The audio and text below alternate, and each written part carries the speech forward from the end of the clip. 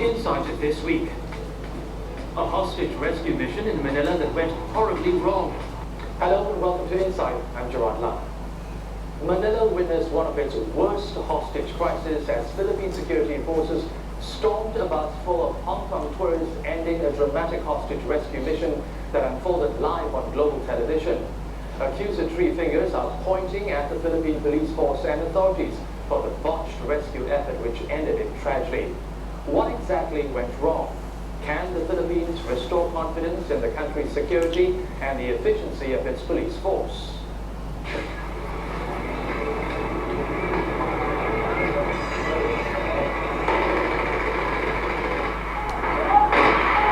An 11-hour hostage standoff on a hijacked Philippine bus that ended in bloodshed.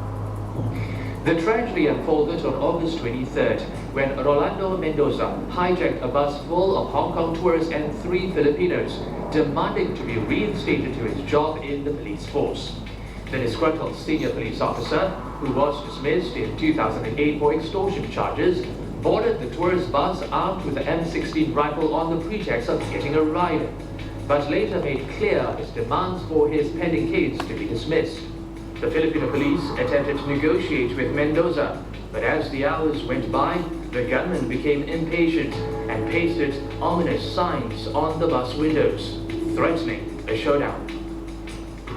Essentially, it got to a point where he's probably acknowledged that he's losing the advantage. He may have even crossed a threshold where he's fired or been forced to fire upon somebody, and once you pass that point, he may have just taken to a point of no return. As the afternoon wore on, the gunman released 9 hostages, leaving 15 inside. Tensions escalated as night closed in. At first, the police tried to puncture the bus tires, but later, in a change of tactic, the police tried to storm the vehicle after an agitated Mendoza opened fire on hostages. 8 of those who remained on board were killed during the police assault. Well, very few people know what a successful operation would look like under those sorts of circumstances, because you need the training and the experience in the background. However, the majority of people would understand what, in their eyes, would be a successful mission. And I don't think we saw that. If you look at the equipment that was used, the tactics that were employed, very little of it actually complied or met with what we would see as a standard approach or a rehearsed response. 4 Philippine police officers who led the assault have been suspended. When we look at a crisis, there's often 2 disciplines or 2 processes. One is management, where the events drive your response and you often play catch up. And then we have crisis leadership, whereas you preempt and you start to think ahead. You may be executing prepared plans, you may be thinking ahead, you may be getting far more prepared than what's actually occurring.